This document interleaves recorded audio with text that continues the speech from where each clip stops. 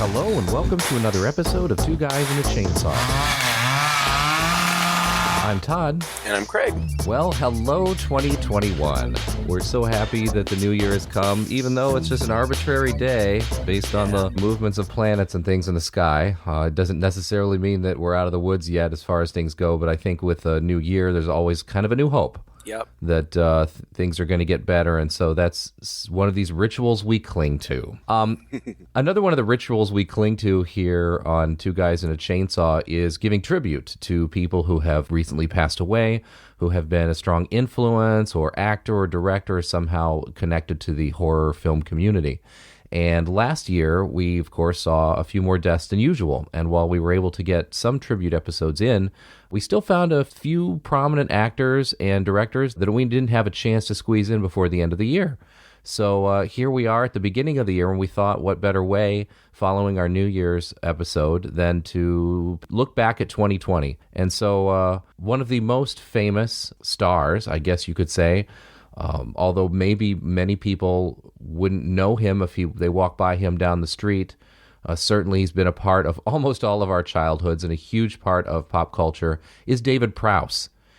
David Prowse is most famous for playing Darth Vader in Star Wars, the original Star Wars trilogy. Mm-hmm. He was a 6'6" tall bodybuilder from Bristol. He was born in 1935.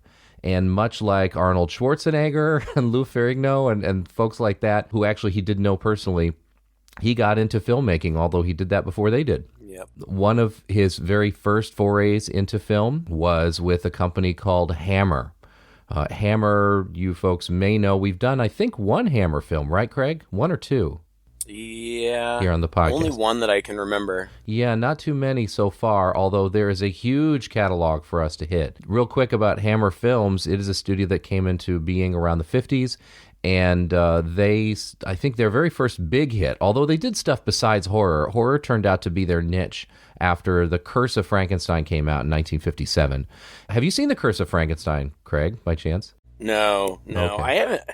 I've not seen many Hammer films at all. I mean, these are the movies that my dad grew up on, but by the time I came around, even he was kind of past those. But yeah, I feel like the Hammer pictures and the Universal monsters, those were kind of our fathers and even grandfathers' generation, and I just haven't delved very much into them. Yeah, you're right. Well, definitely the Universal monsters are our grandfather's generation and maybe our fathers as kids seeing them on TV or something like that. Although the Universal monsters did go well into, I guess into the 60s when our parents were younger in high school. And they were all filmed in black and white. And one of the innovations that Hammer did was basically they took the Frankenstein story and changed it as much as possible so that they wouldn't get sued by Universal for making a copycat. And released The Curse of Frankenstein, starring Peter Cushing. And what they did was they made Frankenstein into a dick.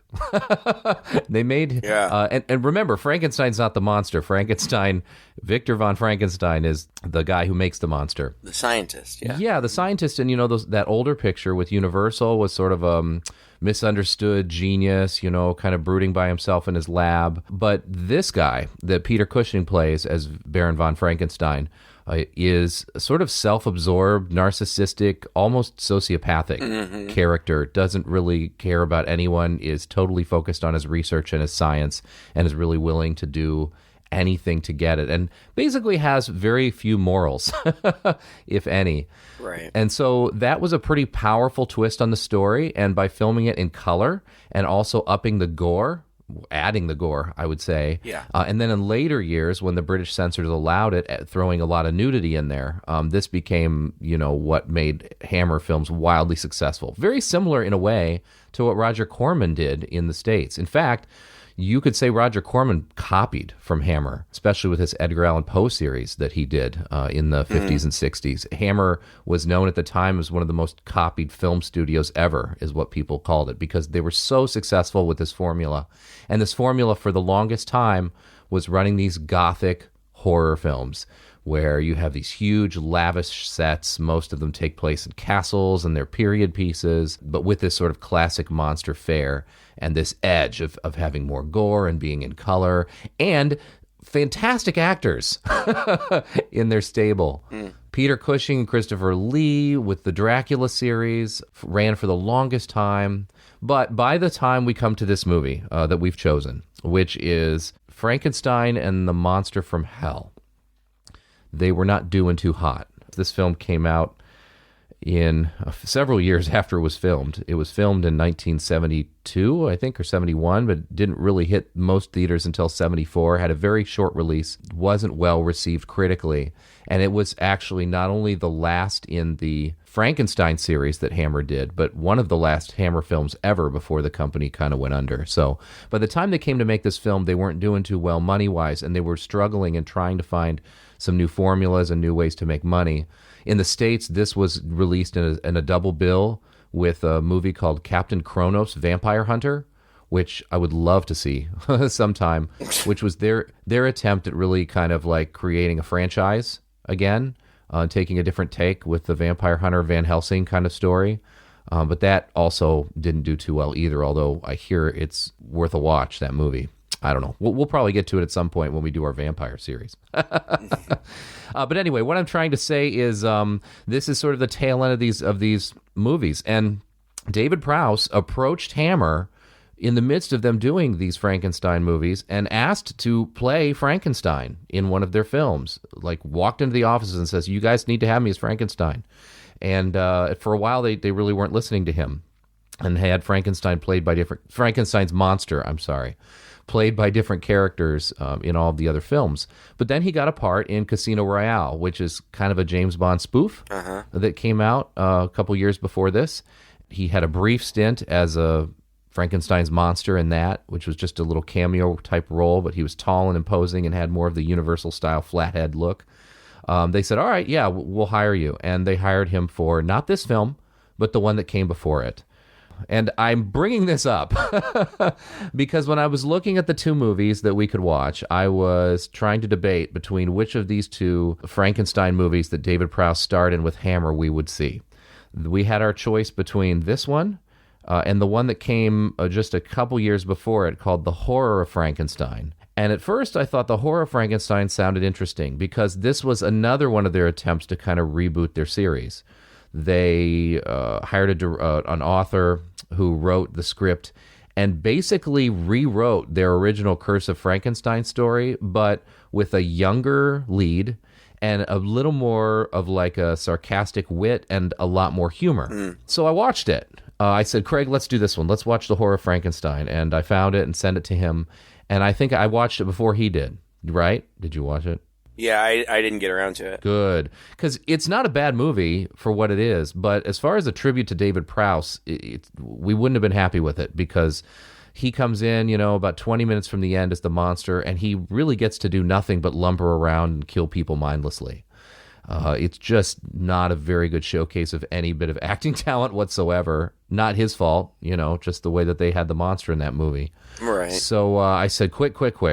This movie, Frankenstein and the Monster from Hell, is available on Amazon Prime for free, if you have Amazon Prime. So we watched it, and I'm so glad, man. After watching the two of these films, I'm glad that at least this one is going to be a more fitting tribute to David Prowse. We're going to be able to talk about him and his acting in this film a lot more and better than we would have from The Horror of Frankenstein. He's the only actor, by the way, to have played Frankenstein more than once in the Hammer film Frankenstein series. But then after this, I think a few years after this, he reunited with Peter Cushing and played his iconic role of Darth Vader. And that, by far, is, of course, the movie that people remember him for the most. And he didn't do much acting after that.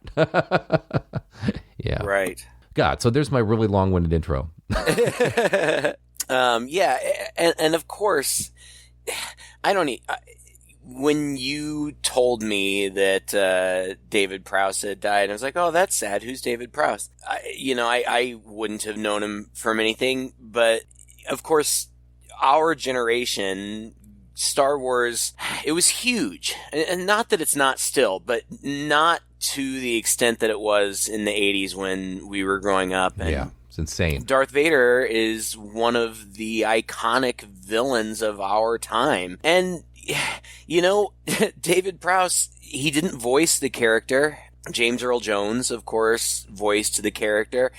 Did David Prowse... Okay, so when Luke unmasks Vader right before he dies, is that David Prowse? No. I don't think it was it? Nope, No, it's not. No. So you never even see the guy, but he's huge and he's imposing, and I don't even know what to say about it. I think that it takes, and some might disagree with me, I don't know. You put a guy in a big scary suit, he's a huge guy. Some people might think, you know, basically he was a hanger for the costume, but I don't feel that way. I feel no. without his physical presence, that character would have been something entirely different. And so he's an icon in my mind for that reason. This is presumably the only other thing I have seen him in, as far as I know. I know that he was also famous in England for playing a superhero type character that, like, went around the country teaching kids about, like, road safety. Yeah. and he did that for decades and was very popular in that character. And I also know that there was a little bit of controversy with his role in Star Wars. I don't know if he was difficult to work with. Most everything you read is rumors, and there are conflicting stories on either side. That rumor has it that he initially wasn't pleased, that he wasn't going to be voicing the character, and that he was vocally critical of that decision. And George Lucas, you know, you can find quotes from him where he says that this guy, David Prowse, just burned too many bridges to continue on. I mean, I guess he was in the whole trilogy, the original trilogy, but I guess there was some tension there. Ultimately, I think that Prowse was, you know, very gracious about his opportunity to play the role, and he was very gracious with meeting with fans at conventions and Star Wars events and stuff like that. And I think that he embraced it regardless of whatever tension there may have been while he was playing it. But that's what I know him from. And now, of course, I've seen this. And, you asked me about what my experience is with Hammer, and I haven't seen many of them. I'm very much aware of them. It's, you know this isn't a surprise to you. I'm just really not drawn to these older movies. That's not to say that I don't find them interesting from a historical perspective. It's just not what I choose to watch for entertainment. Yeah. So I was interested to watch this, and it was an interesting movie. I wish that I knew more about the ones that preceded it, because if the ones that preceded it are like this, I am not surprised that this was the last one, because I think that my biggest complaint, and I don't have many complaints really about the movie, but my biggest complaint is that this is just the Frankenstein story, Mary Shelley's Frankenstein, in a mental institution. Yeah. That's it. That's basically it, right, yeah. You know, instead of Igor being a physically mutated kind of character, which I read the book in high school. I don't even remember it. I think I remember it being boring. But, in the original old movies, black and white, Igor is this hunchback kind of character. Instead of that, we've got a beautiful female mute who is the assistant. Yeah. Who surprisingly is covered up considerably well. I know. I'm so surprised. I was shocked not to see cleavage in this. I mean, I'm telling you. I was too. If you had seen the movie before this, there is so much sex. Frankenstein is getting it on like every 15 minutes with his assistant in that movie, who is a 16-year-old servant at his house. Ew. Yes. It's who used to bang his father. Ew. Yeah. Oh my gosh, that movie. And it is, and I mean, there is cleavage throughout, and no nudity, surprisingly, no nudity for as much sex and and innuendo is in it, but when they make a point of every time this woman bends over, there's just full on cleavage right there in front of the camera. It's so gratuitous. Yeah, no, this movie's pretty modest in that respect. It is, surprisingly. There is some gore, some fun practical effects going on, but I don't know. Well, I'll be interested to hear what you thought about it, and I'm not going to say I didn't like it. It's just I don't know. The story was so familiar. It just didn't do much. There wasn't enough different and new and innovative about it to really pique my interest. It was fine, but I've seen Frankenstein. So there was nothing new and innovative about this 1974 film to really get you there, Craig? Well, you mean from the Frankenstein story. In terms of the story. Yeah. I know what you're saying. It is, yeah, you're right. It is almost a hash for hash kind of retelling of the Frankenstein story yet again in a mental institution with these small tweaks. I think also, obviously, it's a different time. People had a taste for these kinds of gothic, overdone productions, for a while, and they were cranking them out like crazy. And I've always been a big fan of these because, like I told you before, my dad was into this kind of stuff. Not so much the horror. He was a lot more into the science fiction, but this kind of thing would pop up every now and then, especially on network television on Saturday afternoons right after the cartoons were done. Yeah. It would be exactly this kind of film. It would either be a Hammer film or a Roger Corman gothic film, starring Vincent Price, like one of his Edgar Allan Poe ones. Right. And so I think just for me, growing up with that as one of my first introductions to horror, even at the time as a kid, I can't say they really scared me. They're not really scary films, I would say. Some of them have some pretty creepy things going on and some themes that are kind of messed up. And, the vampire ones especially, it doesn't take much for vampires to be, creepy and scary. But at the end of the day, we've moved on from this kind of thing. And part of the problem, really, why this movie didn't do so well is everybody in 1974 was losing a taste for this stuff. I mean, they'd been done to death. And you had A Night of the Living Dead, I think, was in 1968. So not long before this. And Rosemary's Baby, The Omen came after this. So we were leaving this older style of horror, the monster movies, and getting more into the cerebral kind of psychological horror. Oh, The Exorcist was a year or two before this. So, I mean, come on. Following The Exorcist and stuff, who's going to come out and watch, Frankenstein once again going through his lab and creating a monster? Right. And I'm already second-guessing my own criticism because somebody, your son's generation will look back at the movies that we grew up with and they'll say the same thing that I just said. Yeah. They'll look at Friday the 13th 1 through 40 and say, well, they were all pretty much the same. Well, they were. They were all pretty much the same. Yeah. So, it's not even a fair criticism. I don't want to get too down on it. It's got a charm to it. I did like the gothic atmosphere. I liked the score. The acting is perfectly fine. Well, the acting's fantastic, I think. So, yeah, Peter Cushing, I don't know. I felt like his character was a little bit flat, but his Victor Frankenstein character is a little bit flat. And then it was kind of, I don't know. The way that it starts is you've got this young scientist, Dr. Helder, played by Shane Bryant, who looked like a young James Spader to me from the beginning. Yeah. He is doing experiments. He's following in Frankenstein's footsteps. In fact, he's using Frankenstein's books to do these experiments, trying to put together a man. And he's hired a gravedigger who gets caught by the police, and then that leads them to him, Dr. Helder, and he ends up being arrested and tried for sorcery. In fact, we have a precedent to your case. I find that some years ago a certain baron was sentenced by this court for a very similar offense.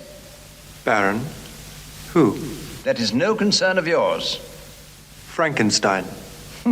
You appear to have heard of him. I'm not surprised. I have all his books, his lectures to the Academy. To return to your case, as I say, I have decided to extend my leniency to its limits. by only sentencing you to be committed to the state asylum for the criminally insane for a period of 5 years. And as soon as he gets there, he meets the lame, bumbling, nasty director of the asylum. Ugh. And he asks him about Frankenstein, and the director says, "Oh, yeah, he was here, but he's dead. I'll show you the grave." Like, lame. Well, you didn't like. I mean, this is John Stratton. He's a iconic guy. He's been in 1,000 things and a very well respected actor. I thought, I thought that he played. I mean, I think the character was supposed to be over the top. He was, for sure. But I thought he played it really well. He just feels not just shady, but also a little bumbling and lecherous, all kind of at the same time. Gross, right. There's a sweat furrowing from his brow the whole time he's on screen. I kind of liked this. I mean, I like this character and I thought he was a likable person, but I really enjoyed this character on the screen. I thought he was interestingly drawn, maybe more interesting than Victor Frankenstein. I don't know. Maybe. But you don't agree, huh?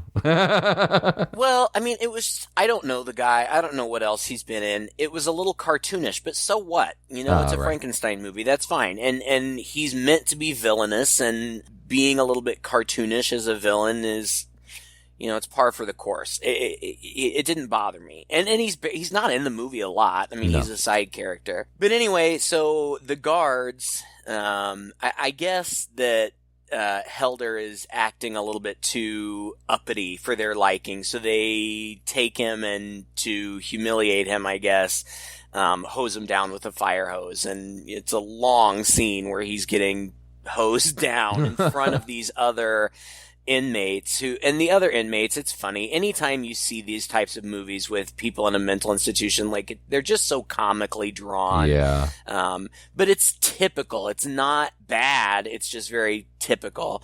And that's when Frankenstein shows up. I would say in a movie like this, it's kind of what I want to see anyway. It's like an old-fashioned movie anyway. But did you find it funny that, did they have modern style fire hoses back then?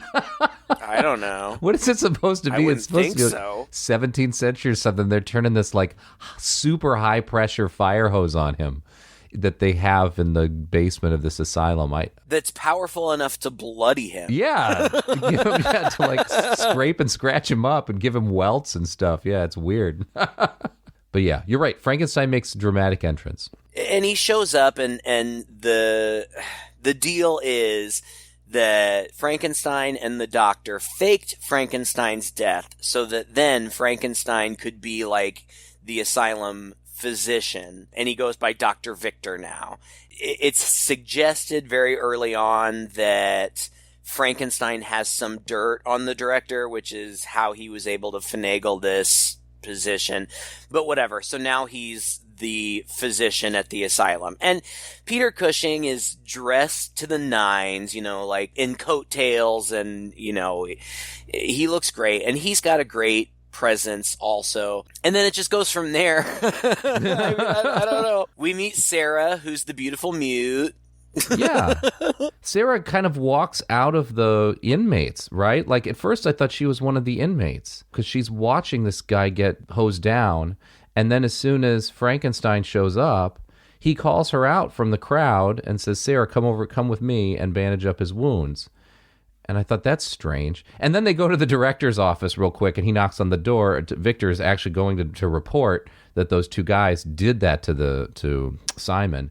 And it's interesting, like, he hears noises in there. When he opens the door, a girl comes out kind of holding her clothes. I mean, this guy's like raping an inmate. Yeah. Clearly. I mean, what a scumbag guy. And Frankenstein dresses him up and down for it. Mm-hmm. So I thought it was an interesting dynamic between those two kind of scummy people, but one of them has the pretense of respectability because he's a serious scientist, and anyway, it's kind of a means to an end for him anyway. And so they're able to kind of, I help you, you help me, but even Frankenstein's got his limits. Right. I'm not sure what those limits are, but I guess it was, these are his patients, right? These are his patients. And so he's kind of protective of his patients in a way. But he's still going to use them to meet his what he wants to do, his real work, which is his scientific work. And so Simon is actually kind of a protege of his, because he's been doing similar work. Why he got the grave robbery and stuff. And so it's a great privilege for him to be in the presence of this doctor. And so at first, and this I thought was interesting, he's very quick, and I thought convincingly so, to endear himself to the doctor, because the guy knows what he's doing. Yeah. I mean, he's able to hold his own next to Frankenstein. He manages to convince Frankenstein to let him be his assistant. I'll let you walk around with me and let me show you the place. And so that's when he takes him with him, along with the mute, Sarah, on his rounds through the asylum. And so we get to meet the different characters in there. That corridor houses my own special patients. I shall continue to treat them myself. Special in what way, sir? In that they interest me. I see. Shall I be allowed to see them? Why not? Herr Schneider, the red disc indicates that the patient is dangerous. And I thought this was clever writing too.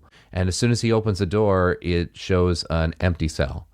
But the camera view is through the window outside the building, through into the cell, and we see that the bars have been mangled and bent back. And he says, this guy in here, what was his name? Schneider or I don't know. I don't remember. But he was just like this super, super strong guy, and that's why the bars are bent. He was able to escape, but his cell was like 30 feet above the ground. So he fell supposedly to his death. He tells him he died at first, Well, I think. he says he fell down to his death, and it was kind of his body, but his body wouldn't quit. And so he gave him, the guy wanted to die. He gave him a whole bunch of sedatives, drugs and whatever, and brought him back to the lab. And he tells him that it took him 4 days or something before he finally passed on, and that his body is buried out in the cemetery, which they keep by the insane asylum. Come to think of it, there are a lot of movies we've seen where there's a cemetery right next to and attached to and somehow associated with the insane asylum. Yep. That's pretty messed up. Is that a real historical thing? I don't know, but you're right. We have seen it in several movies. Oh, anyway. Yeah, so that's this guy's story. He's not there. Supposedly dead. Right. And then he moves on to another room, and we meet the professor, who's sitting there playing a violin. And Simon is really taken with his song. Well, what is this? I don't think I've heard this piece. And he says, well, it's Angel. I wrote it for Angel. And everybody, all the inmates in the asylum are taken by Sarah, and her nickname there is Angel. Right. And so it seems like she just has this magical quality about her that no matter what's going on, just her very presence is able to calm people down. She's the perfect woman. She's sweet and pretty, and she doesn't talk. Just kidding. I would agree with you, but my wife's probably going to listen to this later, so I don't need her hearing that. I'm obviously just kidding. But, that's kind of how she's presented. She doesn't speak. She's very beautiful, and she's just so helpful. Oh, yeah. She can do is anything. The doctor's assistant, too. But she's also obviously very compassionate with all of these other inmates, and so I assumed she was an inmate as well. And honestly, I'm really not certain in the end whether she was or not. She kind of is, because we learn later. She has a backstory that we learn later. Right? That's right. All right, I'll save that for later. There's a reason she's mute, and apparently the doctor knows how to fix that. There's apparently a way to fix that, but he's not doing it. Anyway, so then the professor's written a song, and he also has mathematical equations all over the walls. Simon understands music well, but he doesn't understand math. He hates math.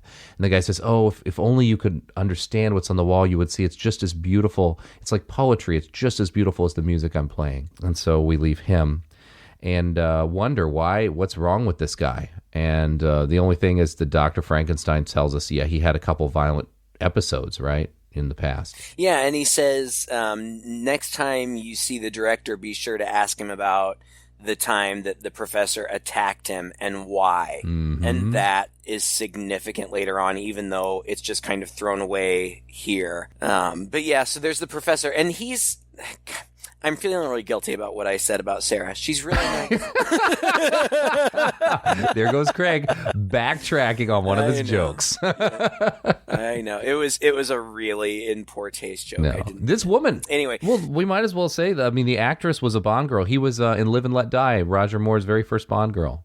And she was in some way sexier roles than this before this film. Oh, I didn't know that. That's why she's very beautiful. Though. Surprised she didn't do nudity here, but... Well, and it kind of, I don't know, kind of surprises me that if she had that level of experience that she would take a mute role in a Hammer picture. But well, I mean, I think she did the Bond role... I don't know. Was it before this? I think it was after this. Madeline Smith, by the way, is her name.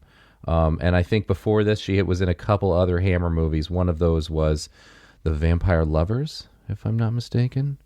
She was in Theater of Blood. And you know, she is mute. She speaks, I think, like one word or something at the end, but she's on screen almost all the time.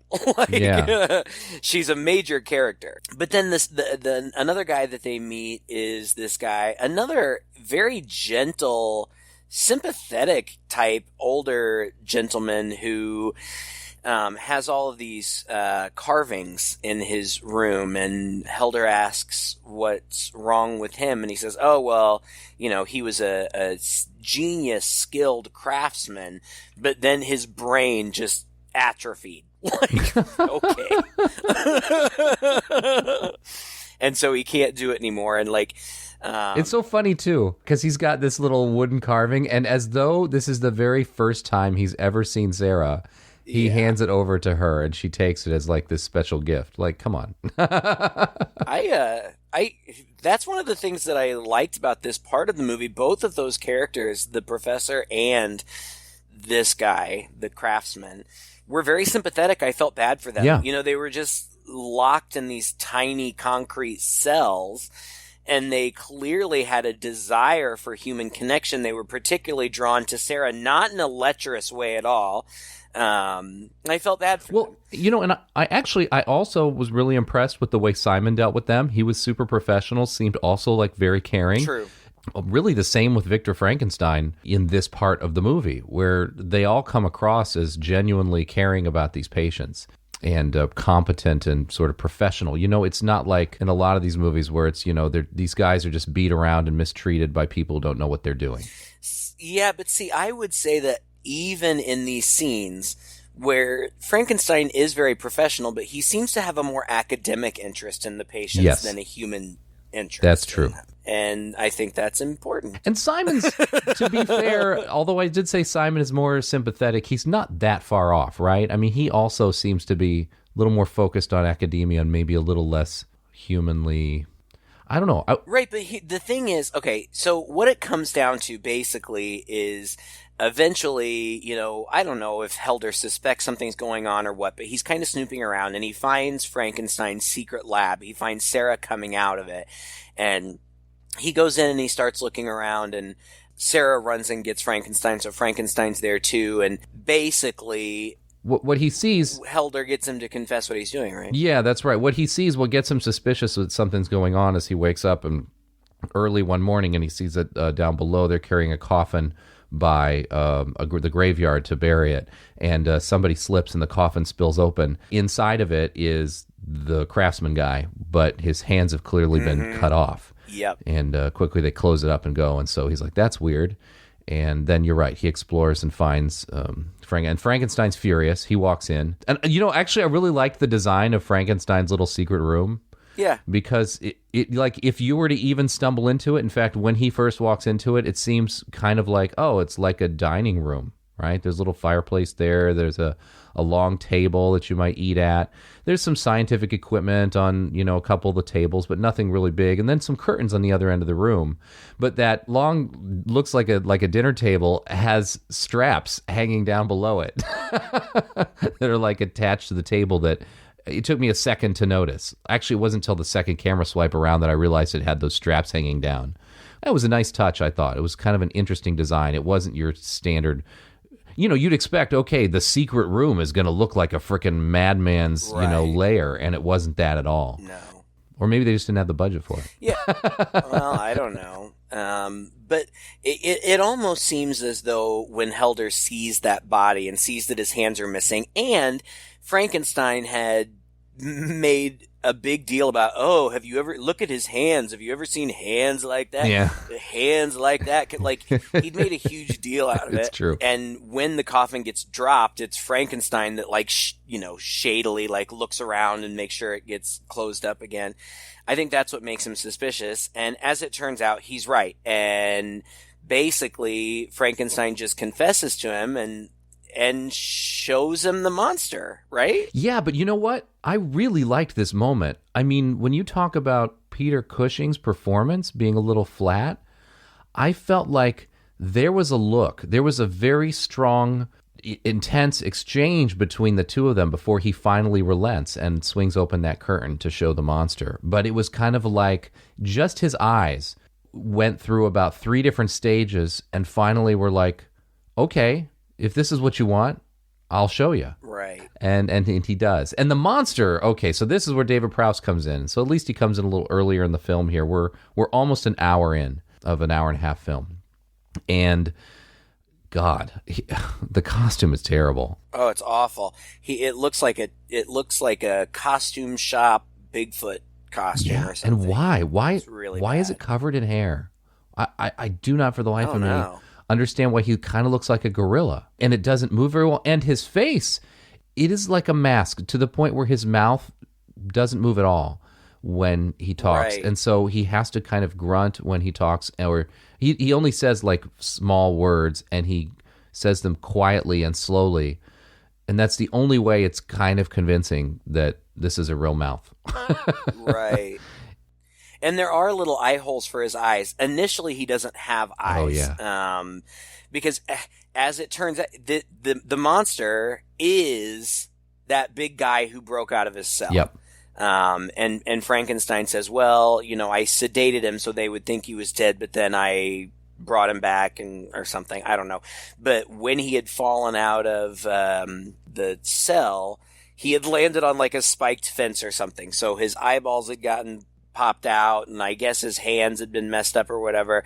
And they've already sewn the craftsman's hands onto him, but Helder's like, it doesn't look like he did a very good job. And Frankenstein's like, well, I'm still a brilliant surgeon in my mind, and he pulls his gloves off and his hands are all burned. I don't know if there's a backstory there from a previous entry in the series. I don't know. Must be. But he says he can't do that kind of delicate work, so Sarah's been doing it under his instruction. But Helder fixes it. He fixes the hands, and now he's going to be the new guy. And I guess he already has some eyeballs, right? You mean he fixes the monster's hands? Yeah. Oh, yeah. I'm sorry. Yes. Yeah. He fixes the monster's hands. And in this scene where he fixes the monster's hands, I think this is where he first proves himself, right? Like, yeah, I can do this. I don't think it was in the version that we saw, but there is a deleted bit from this scene that sometimes shows up where Peter Cushing's character, Frankenstein, bites down on one of the veins in his arm to kind of clamp it while Simon does his surgery. And apparently that was a little too gross for some people. I read about that. And that's funny because I read about it and then I was looking for it in the movie and then I forgot all about it. It didn't happen. I also read that supposedly it was human blood that they were using for those effects. That's weird. I mean, if that's true, oh my gosh, why? Ugh, what? Come on. Why would you do that? I know, gross. Yeah, super gross.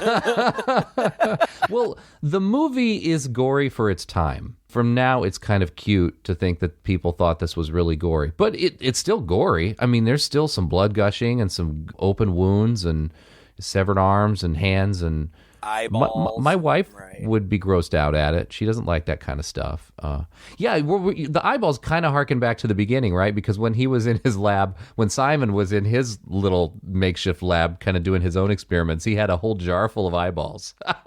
I feel like the crux of the conflict in the movie is that Simon Helder admires Dr. Frankenstein and wants to emulate and continue his work, but in working with him, he finds him to be unethical, and he has a problem with that. Yeah. Because as it turns out, Frankenstein's special patients, he's basically farming them. Mm-hmm. Like he's farming the different parts that he wants.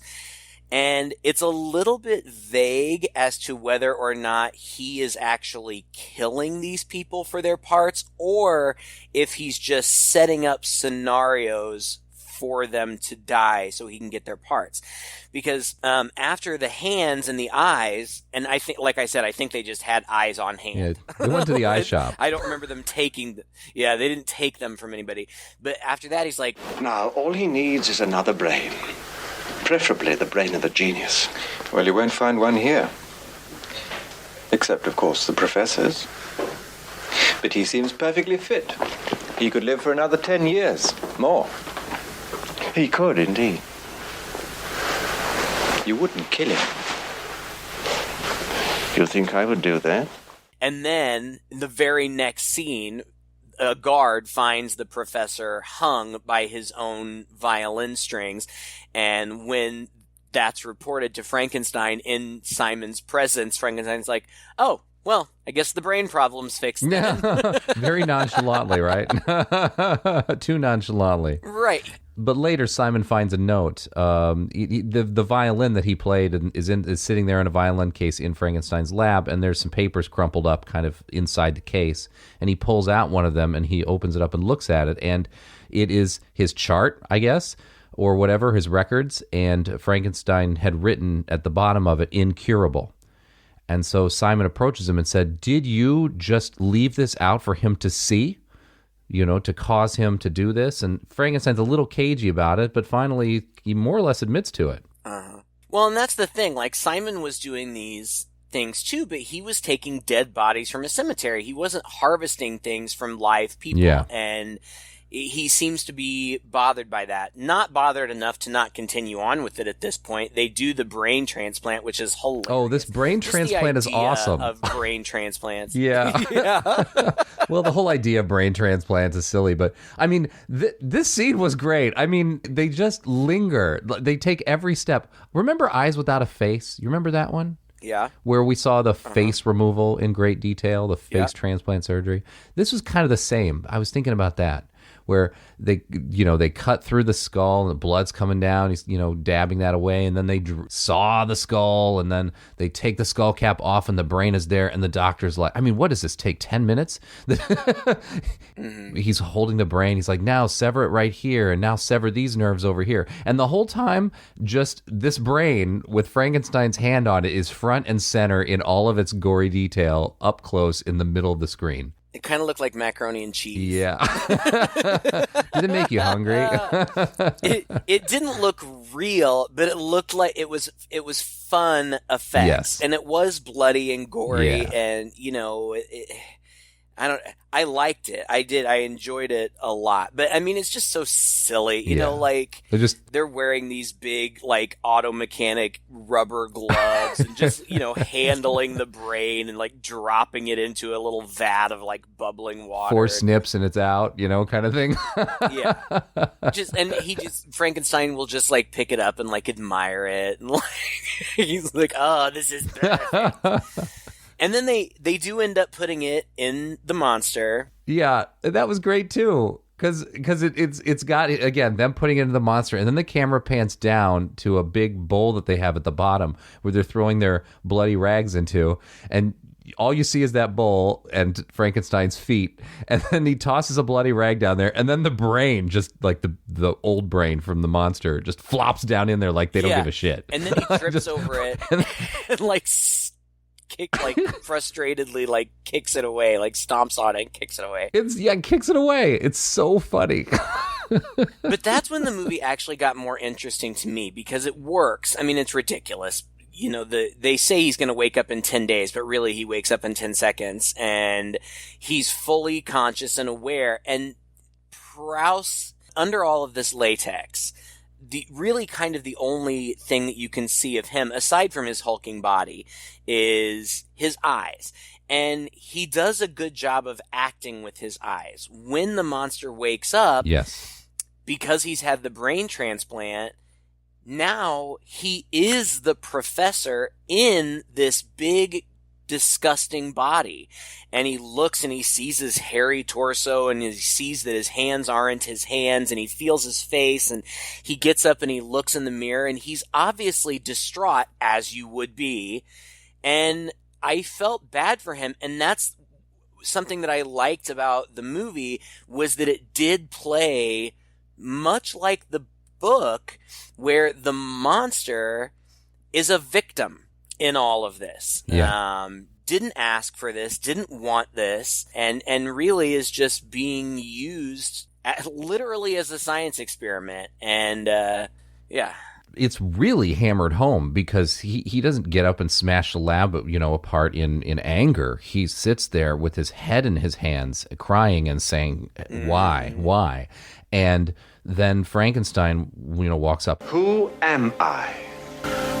Dr. Victor. You've done it. And this young man? Dr. Elder. And who is this?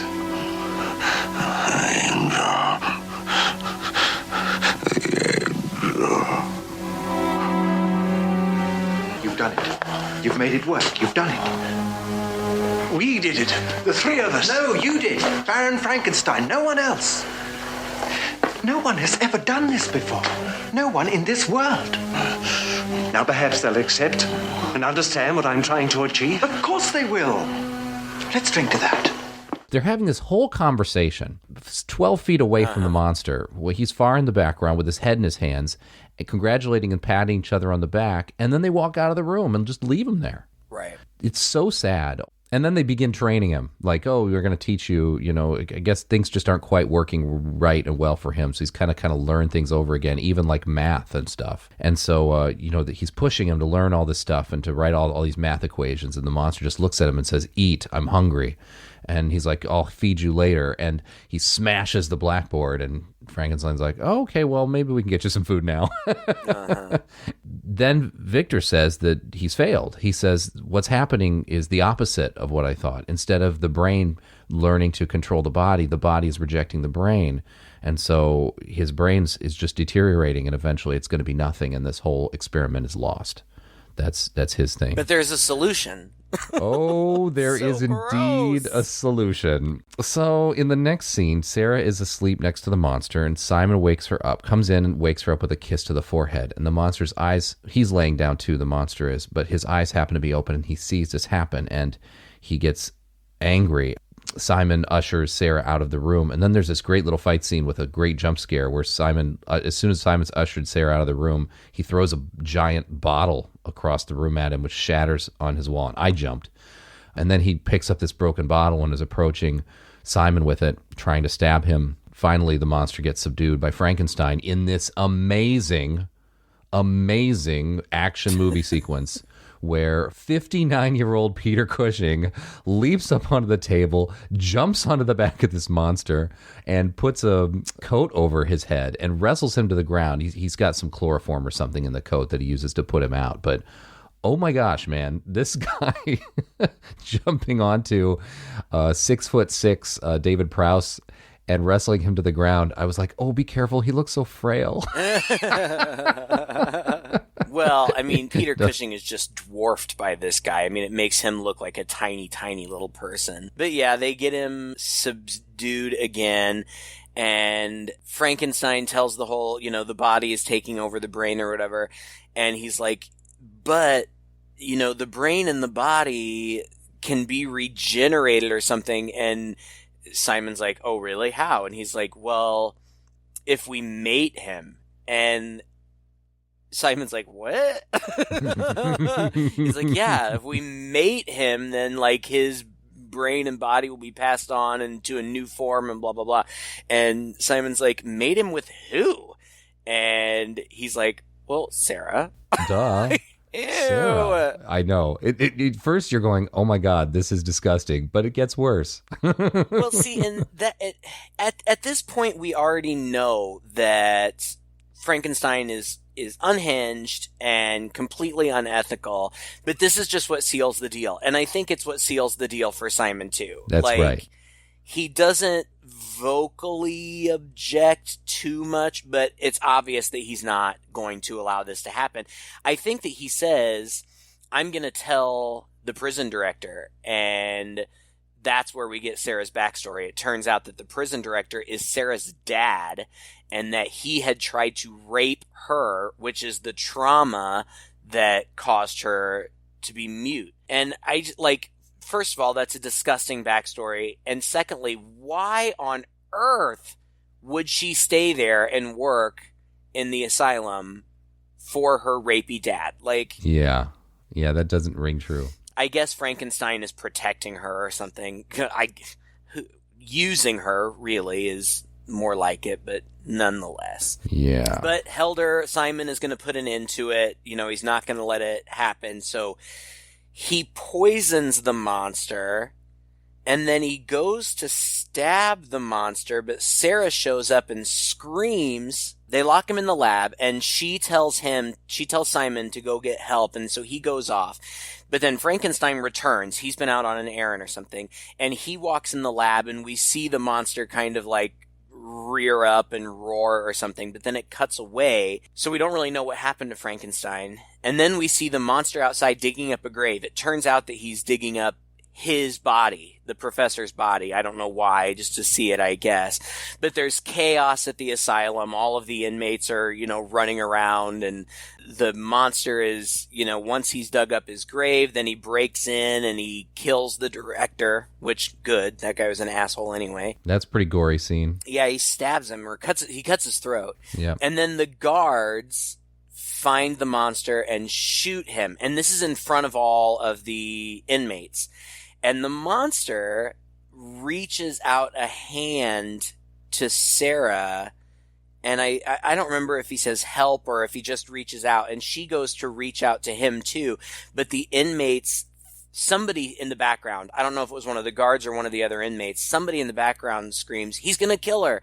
And so all of the inmates attack him and literally tear him to pieces. Yeah, they're throwing bits of him everywhere. They all kind of back away, and he's just there in a big kind of gory mess. Yeah, and ultimately it's sad. Again, he didn't ask for this. Yes, he's committed some violent acts, but mostly either in self-defense or just for being angry for the way that he's being treated. I felt bad for him. Frankenstein runs in, and we see that there must have been a tussle with him and the monster, because he's kind of injured, but he's okay. And he sends all the patients back to their rooms and says, it's all over now, everybody go back to your rooms, whatever. And then the last scene is just Frankenstein and Helder in the lab, and Frankenstein keeps talking about, oh yeah, well, that poor guy is probably better off. Getting killed, being dead is the best thing that could have happened to him. But next time, we'll do it different. Next time will be better. And Helder's like, next time? And he's like, oh yeah, next time, and that's really where the movie ends. Yeah, it's just over with Frankenstein obviously still crazy, planning on doing this again. How many times has he done this and failed at this point? He even says at one point when the monster wakes up, he's like, oh, I haven't felt this good since the first time. Oh, that was so long ago. Dude, get a new hobby. Science is all about experimentation, Craig, and consistency, and you have to fail so many times before you can finally succeed. So he's actually being a very good scientist in this way. Just if he had some morals and had a different, study a cure for cancer or something like that, and not this, it would have been better. So do you know anything about Frankenstein versus Sherlock Holmes, or vice versa? I don't remember which one it was. No, but that sounds awesome. What is this? Well, I just saw it when I was looking at IMDb and I was looking at what the actors have been in. Shane Bryant, who plays Dr. Helder, reprises the role of Dr. Helder in Frankenstein versus Sherlock Holmes again, or vice versa. And it was slated to come out in 2016. It looks like it was filmed. I think there may even be a trailer. No way. But I don't think it ever came out. It says, I'm looking it up right now, Sherlock Holmes versus Frankenstein says it's in development. I don't know. Yeah. No, I don't know. I don't know anything about that. All I know is this was the last one. Not only was this the last Frankenstein movie that Hammer did, but also Terrence Fisher, the guy who directed it, directed like 50 or 60 movies for Hammer, and this was his very last before he died, not long after this movie. I think it was like 80, 81, something like that. And then the franchise kind of died and Hammer kind of fell through. You might remember they also tried to do something wacky with their vampire series and team up with the Shaw Brothers, and they did that 7 Golden Vampires. Remember that one? Oh, yeah, we did that one. That was it was fun to talk about. It's kind of a goofball movie, but yeah, they tried really, really hard, but none of that really succeeded, and so that all kind of came to a close, and we didn't get to see Peter Cushing playing Frankenstein. I've only seen The Curse of Frankenstein, and that was a long time ago. And then, of course, the movie before this that didn't have Peter Cushing in it. Yeah, I would kind of be interested in seeing what the other sequels were like, at least 1 or 2 others, just to see, like you said, it can't be just the same story over and over again. I mean, they must have done some other stuff with it, so I'm curious to see what that was. But I'll never convince you to sit down and watch another one, but probably not. It's okay. We can go to the horror vampire ones. We can go to the Hammer anthologies, which are quite good. We can do a lot of Hammer stuff that is going to make you roll your eyes. I didn't love this movie. You know, it pretty much was what I expected it to be, and that's fine. But if I had to, identify a favorite part, it would be Prowse. I think that it was a pretty captivating performance in some small moments, and I really did feel sympathy for the monster. I felt bad for him. I felt ultimately he was the victim in this whole thing. It's not like there were any kind of major differences, but he played it differently before and after the brain transplant. Before the brain transplant, he was just kind of brutish, and then after, he was sad and a little bit softer. Now, there were moments where he exploded, and they had said the professor had violent tendencies. They just didn't come out very often. Mm-hmm. And so it was in keeping with his character that he would have these, blow-ups or whatever. But there was some subtlety in the performance. And even under all that makeup and even under that hideous mask, just even in his eyes, there was some subtlety to his performance. And I enjoyed that. I enjoyed his performance. The movie I could take or leave, but I'm glad that I saw it for his performance. Oh yeah, I mean, as much nuance as you can get under that heavy costume with that horrible mask and everything, and the script. You're right. This was the only part of the movie for me that I felt any real emotion. And the rest of it was kind of, it's not bad. It's just a story, and it's well told by a lot of talented actors and beautiful sets and things like that. And it's got its moments of thematic horror as well as some gruesomeness to it as well. It's just got a little bit of everything in there, and I think probably for the time it was a lot more shocking than it is for us today. Sure. Otherwise, it's kind of a slow burn. I mean, you've got to kind of be in the mood for a lot more drama than you're going to get horror in a movie, as well as many of the films like this, to be honest. So yeah, but David Prowse is a standout in this whole thing, along with Peter Cushing. I really like Peter Cushing. And then as fate would have it, the two of them would walk right off this set and walk straight into Star Wars, and that would be the thing that puts him on the map. And good for him. Good for him.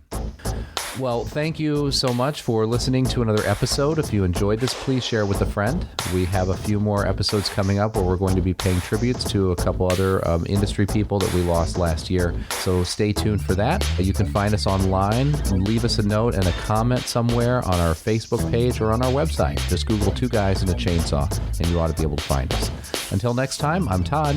And I'm Craig. With Two Guys and a Chainsaw.